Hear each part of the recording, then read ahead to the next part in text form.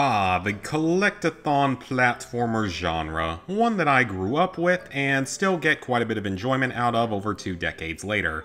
If I asked what your favorite one was from your childhood, I would bet a lot of you might say Mario, Sly Cooper, Ratchet, Spyro, or Jak and Daxter, maybe even some of the old licensed Nickelodeon titles that had this sort of gameplay formula. But one franchise that doesn't really get brought up a lot is Ty the Tasmanian Tiger. I didn't grow up with it and had never played any of the games until 2022, so join me as I play and platinum the first title in this somewhat forgotten but still pretty fun series. The game's first level, 2 Up, is a pretty basic tutorial level. We're introduced to the gameplay basics and collectible types. Speaking of collectibles, just like South Park, there are a lot of them in this game. There are 72 Thunder Eggs, 45 Bilbies, 90 Golden Cogs, 25 Rainbow Scales, 9 Time Trials, 373 Hidden Picture Frames, and 4,500 Opals.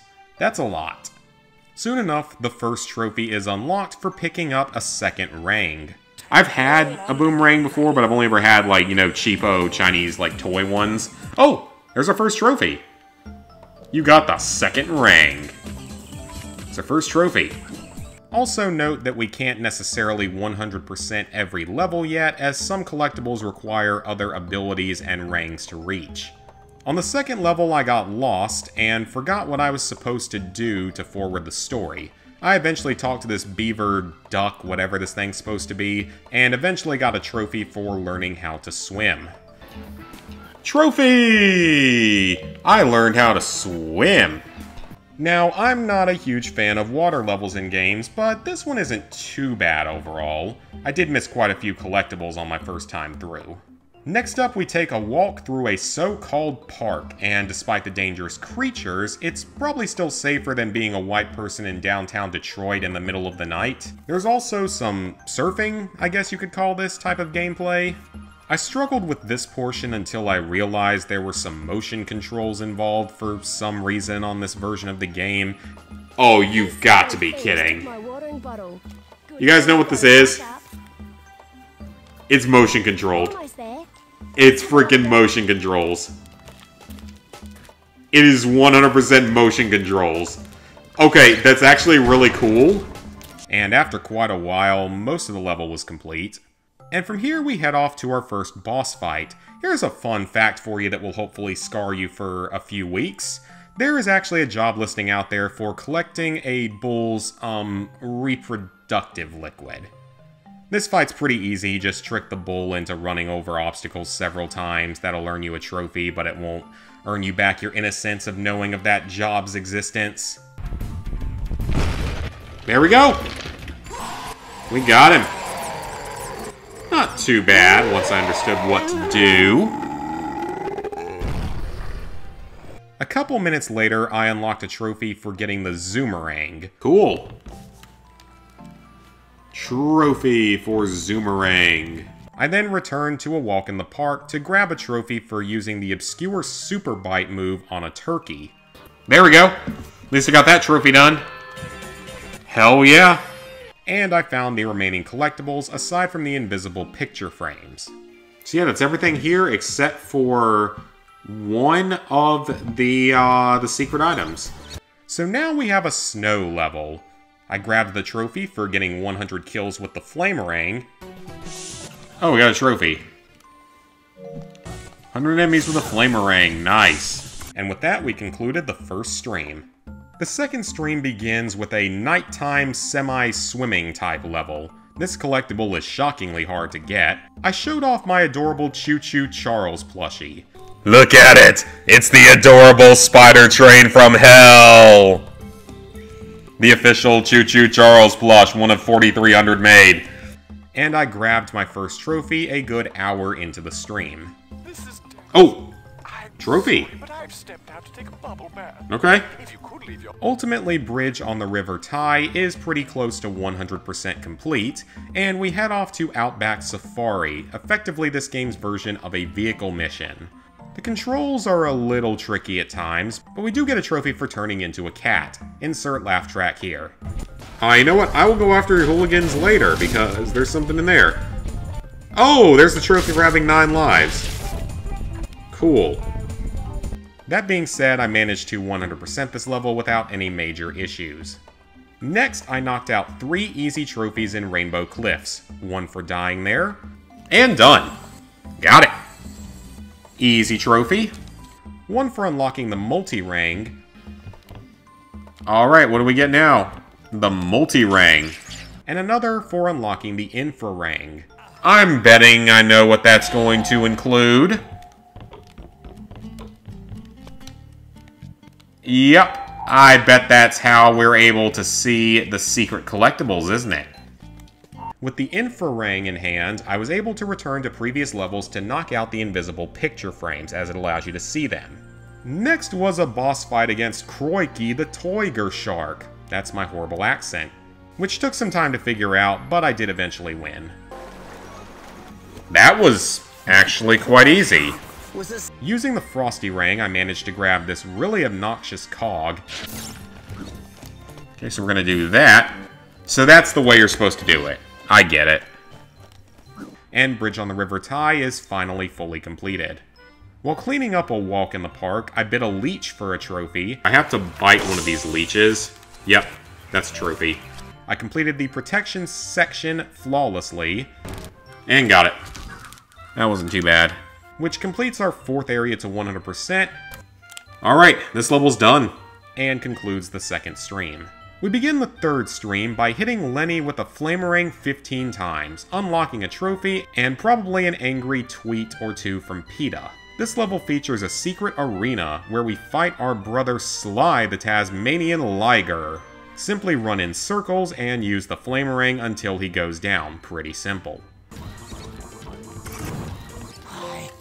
How did I not figure that out before? No one's ever beaten me in battle. That really wasn't that hard. I then jumped off a flying platform several times until I burned all my lives for a trophy. Oops. Well, I got a game over. The last egg on this level took entirely too long to find, but I did knock out a 5th area to 100%. Alrighty. Liar, liar, plants for hire. Back in Rainbow Cliffs, I got the Mega Rang for a trophy. Hell yeah, that sounds awesome. And began making my way through the 2nd snow level. Though it takes a while, this level really isn't too bad to get to 100%. Next was a return to Shipwrecks, where I learned that I somehow missed an entire section of the level on my first run. Some of the cogs are hidden underwater and rather annoying to locate, but this area is eventually completed to 100%. Now the 7th level to be done that way. I must not have been paying that much of attention when I was in this level. Okay, so that is Shipwrecks Cove, or Shipwrecks, the level 100% complete. Did I mention earlier that cogs are needed to unlock the new rangs? If I didn't, well, here you go. It is the Kaboomerang. I wandered around Rainbow Cliffs for a little while to see if I could find the last few collectibles there before ending the 3rd stream at 82% in-game completion with exactly half the trophies unlocked. The 4th stream begins with a somewhat more torturous water level, but at least we grab a trophy for being antisocial. No. Righto then. I had to do that to get a trophy. We really... Honestly, this level is really a lot more of the same. There's not a whole lot to discuss. I mean, I was here for like 90 minutes and was only missing the race, which I was saving intentionally for later. Alright, so that is everything in this level except for the race. Now we're off to fight our 3rd boss, Fluffy. The fight was pretty easy. I totally didn't have to look up a guide or anything after getting stuck for over 5 minutes. And then we'll have to use Frostarang later. Okay. And trophy. This wouldn't be a hard boss fight if you actually knew what you were doing.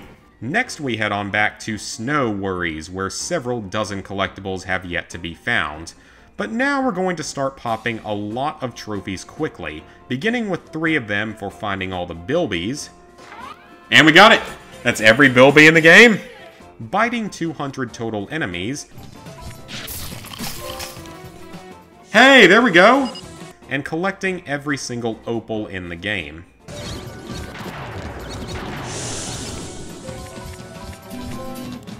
And that's done. That's all the opals in the game.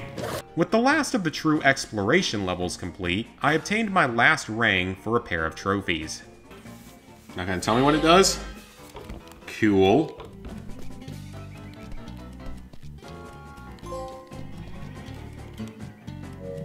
Next up, we're gonna head back to Shipwrecks to complete the last time trial with the Chronarang equipped. This trophy is arguably a little bit missable since you have to set a new best time with this specific ring equipped, so definitely save at least one time trial for when you get this ring late in the game, that way you don't have to worry about trying to set a better time on a level. Problem is, this course has really spread out checkpoints. They don't know where they're going to spawn at.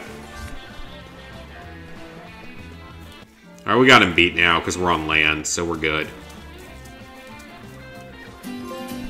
And done. Well, I'll be a sea monkey's uncle. You beat me. You're a corker of a swimmer, mate.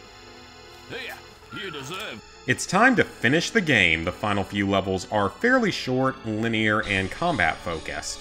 While chasing the final boss, I got the trophy for killing 75 enemies with the Zapparang. There we go! The Zapparang trophy is done.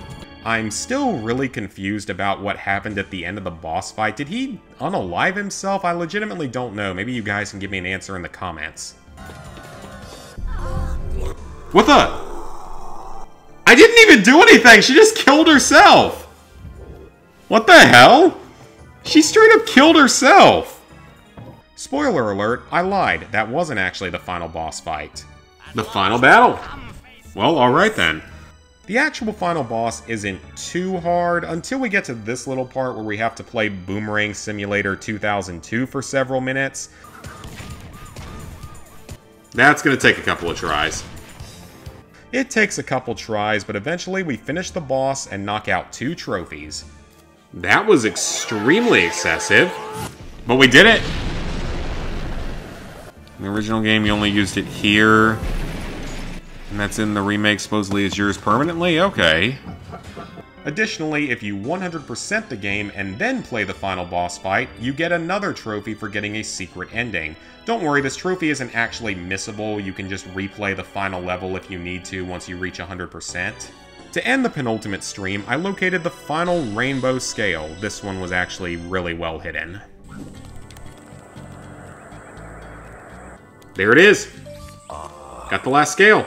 I see you have found. We begin the final stream with a bit of spousal abuse. And there we go. I cannot believe I missed that. Well, that was about 4 minutes down the drain, but it's fine. So now all that's left are 2 bonus levels containing a rather absurd number of picture frames. These levels are meant to test all of your skills and force you to use a lot of different rings.